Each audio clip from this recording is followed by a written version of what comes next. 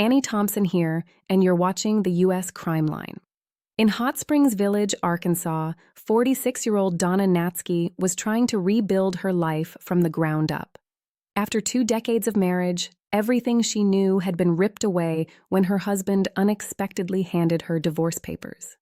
It was the kind of emotional blow that leaves a person searching for stability, for comfort, for something or someone to fill the silence left behind.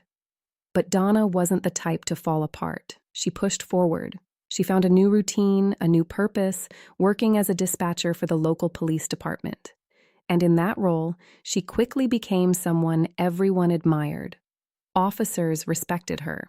Colleagues trusted her. Friends described her as warm, kind, and impossible not to like. Yet beneath that strength, there was still something missing. Those closest to her could see it. A quiet loneliness, a desire to feel loved again. And then, unexpectedly, Kevin Duck entered her life. He was younger, much younger. Nearly 2 decades separated them. But he gave Donna attention, affection, something she hadn't felt in a long time. To her, it felt exciting, refreshing, maybe even hopeful. To others, it felt wrong. Her family noticed it immediately. The way he touched her constantly, the way he hovered. It didn't come off as loving. It felt possessive, controlling. Still, Donna continued seeing him. Sometimes she'd ask her mother, Doris, to come along when meeting him, almost like she needed a buffer, a sense of safety. Something about Kevin made her uneasy, even if she didn't fully admit it. At first, her family went along with it. They wanted Donna to be happy. After everything she'd been through, they didn't want to take that away from her. But that happiness didn't last. Kevin's affection began to shift. What once looked like attention started to feel like obsession. His behavior grew more intense, more jealous, more unpredictable. Donna began pulling away. There were even rumors circulating, whispers that she might be interested in someone else, a police officer she worked with. Whether true or not, it was enough to create tension. Everyone thought it was only a matter of time before Donna ended things with Kevin. But that's not what happened. Instead, one day, Donna came home and found Kevin had moved into her house without asking. Her divorce wasn't even finalized yet, and suddenly this man had inserted himself into her life completely. She was furious, shocked. But Kevin had already given up his own place. He wasn't planning to leave. And then came the gifts, expensive ones. He bought her a car, showered her with things meant to win her over, to keep her close. From the outside, it didn't make sense. Donna was smart, strong, independent. Why didn't she throw him out? That question would haunt everyone later. Then came the Christmas party. It should have been a normal evening, a chance to relax, to celebrate. Donna agreed to go with Kevin, but at the last minute, she asked her mother to come along too. That alone raised eyebrows. When Doris saw her daughter that night, something was off.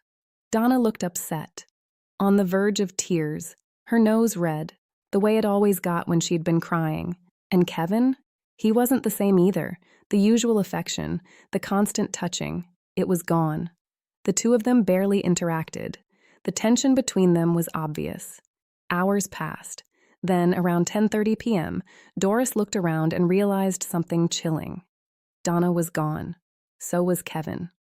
But Donna's purse was still there. Her glasses, her cigarettes, even her credit cards. Donna would never leave without those things. Never leave her mother behind like that. Never disappear without saying a word. Someone tried calling her. A text came back. It said she had taken a pain pill and was tore up. It didn't sound like her. Still, with no other answers, everyone tried to believe she was okay. Until morning came, and everything changed. Donna's car was seen early that morning around 6 a.m., driving through the village. Witnesses described it as moving fast, too fast. Then, within minutes, it vanished. So did Donna. Panic set in. Her family knew something was wrong. This wasn't like her. She wouldn't just disappear. And then there was Kevin. His past wasn't a secret. He had been arrested before, accused of violence, even against people closest to him, including his own child. Donna's sons didn't hesitate. In their minds, there was only one person who could be responsible. They went straight to the police. For the officers, this wasn't just another case. Donna was one of them. And from the very beginning, something didn't feel right. Investigators returned to the party, started asking questions. One neighbor came forward with something disturbing. That night, around the time Donna and Kevin left, she heard a scream. Not just any scream. A blood-curdling scream, the kind that stays with you. She described hearing a man in a rage, then a car door, tires speeding away. It was enough to shift suspicion into something much darker. Days passed, no sign of Donna. Then a break. A park ranger reported a car fire in a remote area. The car was completely burned, and it belonged to Donna. Investigators rushed to the scene. The vehicle was destroyed, reduced to almost nothing. They feared the worst. But Donna wasn't inside. That only made things more confusing. Why burn the car? What happened to her? Search teams spread out across the surrounding area. Volunteers joined in. Her family searched tirelessly, refusing to give up. Then, in an unexpected turn, Kevin Duck's own father stepped forward. He offered to help. And more than that, he had a specific place in mind. A pond, a place Kevin had known since childhood. A place he used to go often. His father told police if Kevin had done something, that's where they would find her. And tragically, he was right. Near that pond, investigators found Donna. What they discovered was devastating. She had been brutally beaten. But that wasn't what killed her. She was still alive when she was left in the water. She drowned. The realization was horrifying. Her final moments, alone, injured, fighting to survive. It shattered everyone who knew her. At that point, all signs pointed to Kevin. But investigators still needed proof. They searched the area and recovered Donna's clothing. On her bra, they found DNA. It was a mixture.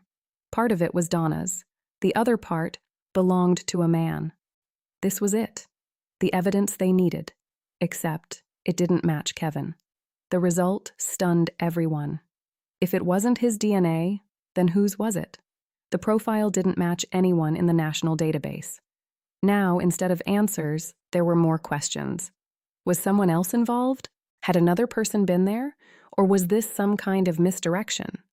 Kevin denied everything. He claimed he went home that night and fell asleep, said Donna left afterward, but his timeline didn't add up. Witnesses contradicted him. Even his own behavior raised suspicion. Records showed he had been checking unusual things, weather conditions, bus schedules out of the country. And then came the cell phone data. It placed him near the location where Donna's car was burned, and even closer, to the pond where her body was found. That was the turning point. Police had enough. Kevin Duck was arrested and charged with first-degree murder. The case went to trial. It wasn't easy. There were no direct witnesses, no confession, and that unexplained DNA still lingered in the background. But prosecutors built their case piece by piece. The timeline, the behavior, the lies, the phone records, all of it pointed in one direction. After just 4 days of trial and a few hours of deliberation, the jury reached a verdict. Guilty. Kevin Duck was convicted of first-degree murder. No chance of parole. Even then, he maintained his innocence, claimed it was all a mistake. But for Donna's family, there was no doubt. They had lost a mother, a daughter, a piece of their lives that could never be replaced. Milestones would come and go, weddings, careers, children, and she wouldn't be there. And that absence would never fade. Yet even with a conviction, one mystery remains: the DNA. A silent question mark in a case that otherwise seemed clear. Was there someone else? Or is it a clue that will never be fully understood? For now, the case is closed, but for those who lived it, it never truly ends. I'm Annie Thompson, and this is the U.S. Crime Line.